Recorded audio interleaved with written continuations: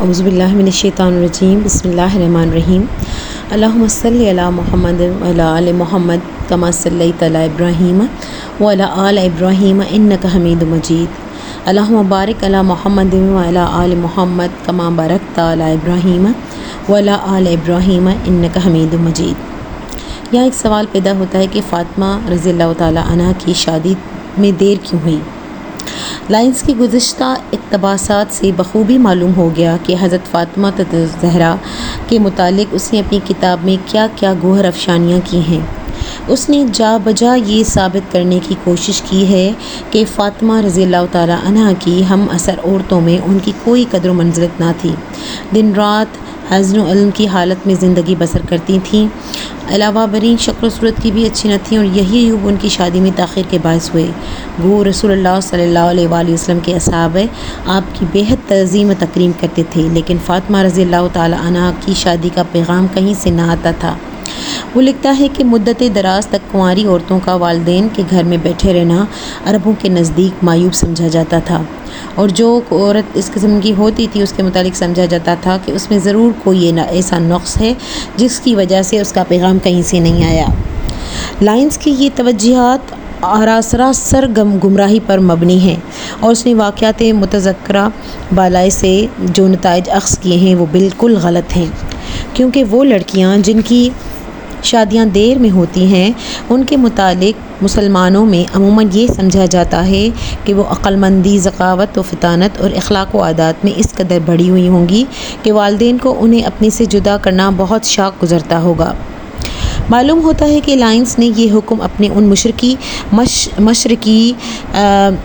عیسائی بھائیوں کے عادات و اطوار کو دیکھ کر لگا دیا جس میں اس نے زندگی گزاری ہے، حالانکہ ان کی اور مسلمانوں کی عادتوں میں زمین و آسمان کا فرق ہے۔ سچی بات یہی ہے کہ حضرت فاطمہ الزہرا رضی اللہ تعالی عنہ کی شادی دیر سے ہوئی، اس لیے ہوئی کہ رسول اللہ صلی اللہ علیہ وآلہ وسلم کو ان سے بے حد محبت تھی۔ وہ ہر وقت گھر کے کام کاج میں لگی رہتی تھیں، اس لیے رسول اللہ صلی اللہ علیہ وآلہ وسلم دل سے چاہتے تھے کہ فاطمہ رضی اللہ تعالی عنہا ان سے جدا نہ ہوں اور اپنے والد کے گھر میں اپنی والدہ کی قائم مقام بن کر رہیں۔ اسی مناسبت سے لائنز رسول اللہ صلی اللہ علیہ وآلہ وسلم کی غریبی اور تنگ دستی کا ذکر بھی کرتا اور لکھتا ہے، اور ان کی غریبی کا یہ حال تھا کہ فاطمہ رضی اللہ تعالی عنہ کو جہیز میں کوئی چیز نہ دے سکے جسے وہ اپنے خاوند کے گھر لے جاتی۔ یہ ذکر کرنے کے بعد وہ پوچھتا ہے کہ اس وقت حضرت خدیجہ رضی اللہ تعالی عنہ کی دولت کہاں چلی گئی تھی، حالانکہ اس مال و دولت کی کوئی حد نہ تھی، لیکن وہ فراموش کر گیا کہ حضرت خدیجہ الکبریٰ رضی اللہ تعالی عنہ کے پاس اتنی دولت نہ تھی کہ شادی سے کافی مدت بعد تک بھی جوں کی توں باقی رہتی، اس حالت میں کہ انہیں اپنے بچوں اور بچیوں کی پرورش کرنی ہوتی تھی، گھر کا خرچ چلانا ہوتا تھا، اور مسکینوں، غریبوں اور محتاجوں پر مال کثیر خرچ کرنا ہوتا تھا۔ اس مال کا ایک بڑا حصہ مسلمانوں کی تکالیف دور کرنے میں بھی خرچ ہو جاتا تھا۔ پھر یہ امر بھی قابل غور ہے کہ رسول اللہ صلی اللہ علیہ وآلہ وسلم نبوت ملنے کے بعد ہر لمحہ اسلام کی تبلیغ و اشاعت میں مصروف رہتے تھے اور تجارت کے لیے کوئی وقت نہ نکال سکتے تھے۔ اسی ذکر کی مناسبت سے یہ لکھ دینا بھی ضروری ہے کہ سیرت کے کسی ایک بھی مورخ نے اپنی ہی کتاب میں اس امر کا ذکر نہیں کیا کہ رسول اللہ صلی اللہ علیہ وآلہ وسلم اور حضرت خدیجہ رضی اللہ تعالی عنہ شادی کے بعد تجارت کے کاموں میں مشغول رہے تھے۔ اس صورت میں لائنز کے اعتراضات کا جواب صاف ہے کہ رسول اللہ صلی اللہ علیہ وآلہ وسلم اور ان کی زوجہ محترمہ اپنی زوجیت کے 25 سال میں وہی مال خرچ کرتے رہے جو حضرت خدیجہ رضی اللہ تعالی عنہ کے پاس موجود تھا، لیکن یہ مال اتنا زیادہ نہ تھا کہ سال ہر سال تک باقی رہتا، اور رسول اللہ صلی اللہ علیہ وآلہ وسلم کی ساری عمر یہی مال خرچ کرتے بسر ہوتی۔ حضرت بی بی فاطمہ کا نکاح، جیسا کہ ہم ابھی لکھ چکے ہیں، رسول اللہ صلی اللہ علیہ وآلہ وسلم دل سے چاہتے تھے کہ فاطمہ رضی اللہ تعالی عنہ ان کے گھر ہی میں رہیں۔ جب ان کی عمر 18 برس کی ہوئی تو حضرت ابوبکر صدیق رضی اللہ تعالی عنہ رسول اللہ صلی اللہ علیہ وآلہ وسلم کی خدمت میں درخواست کی کہ فاطمہ کو ان کی زوجیت میں دے دیا جائے۔ آپ نے فرمایا، ابوبکر رضی اللہ تعالی عنہ جو اللہ کو منظور ہوگا وہی عمل میں آئے گا، اس کے بعد حضرت عمر فاروق رضی اللہ تعالیٰ عنہ نے پیغام دیا۔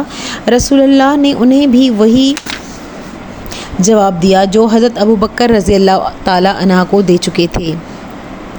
اسی اثناء میں حضرت علی رضی اللہ تعالیٰ عنہ بن ابی طالب بہت غریبی اور افلاس کی زندگی بسر کر رہے تھے۔ وہ بھی حضرت فاطمہ الزہرا رضی اللہ تعالیٰ عنہ سے شادی کرنا چاہتے تھے۔ فاطمہ رضی اللہ تعالیٰ عنہ اور وہ دونوں رسول اللہ صلی اللہ علیہ وآلہ وسلم کے تربیت یافتہ تھے۔ حضرت علی رضی اللہ تعالیٰ عنہ دوسرے لوگوں سے زیادہ حضرت بی بی فاطمہ کی طبیعت، ذکاوت، اخلاق و عادات اور علوم مرتبت سے واقف تھے، لیکن ڈرتے تھے کہ کہیں آپ انہیں بھی اس طرح جواب نہ دے دیں جس طرح حضرت ابوبکر رضی اللہ تعالیٰ عنہ اور حضرت عمر رضی اللہ تعالیٰ عنہ کو دے چکے تھے، لیکن انہیں ان اسباب کا علم نہ تھا جن کی بنا پر آپ نے ان دونوں کو جواب دیا تھا۔ دراصل وہ چاہتے تھے کہ فاطمہ کے لیے کوئی ایسا نوجوان تلاش کریں جو ان کے حد درجہ مددگاروں اور اہل بیت میں سے ہو۔ اس کی وجہ یہی تھی کہ رسول اللہ صلی اللہ علیہ وآلہ وسلم کو فاطمہ سے بے حد الفت اور محبت تھی، اور آپ چاہتے تھے کہ وہ ان سے جدا نہ ہوں بلکہ ہمیشہ نظروں کے سامنے رہیں۔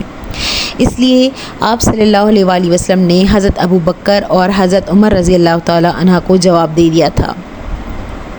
اسی اثناء میں بنو ہاشم کے لوگ اور انصار میں سے چند خیر خواہ حضرت علی رضی اللہ تعالیٰ عنہ کے پاس آئے اور ان سے پوچھا کہ وہ فاطمہ رضی اللہ تعالیٰ عنہ کے لیے اپنا پیغام کیوں نہیں دیتے،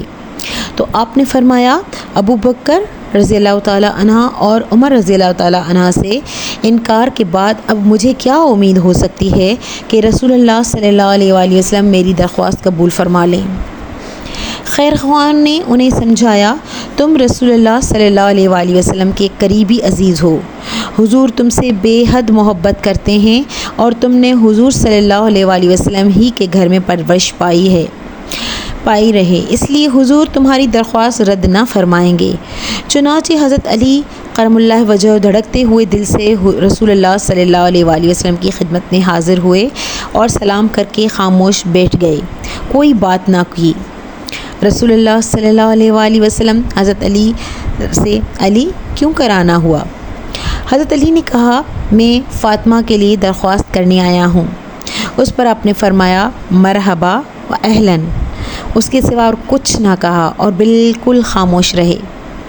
اس پر حضرت علی رضی اللہ تعالیٰ عنہ کو اور زیادہ اضطراب پیدا ہوا اور وہ حیران و پریشان واپس آ گئی۔ لوگوں نے پوچھا کیا بنا؟ انہوں نے جواب دیا، مجھے تو بالکل معلوم نہیں کہ میری درخواست کا کیا نتیجہ ہوا۔ میں نے رسول اللہ صلی اللہ علیہ وآلہ وسلم سے اس معاملے کے متعلق بات چیت کی تھی، آپ نے سن کر صرف یہ فرمایا، مرحبا و اہلاً۔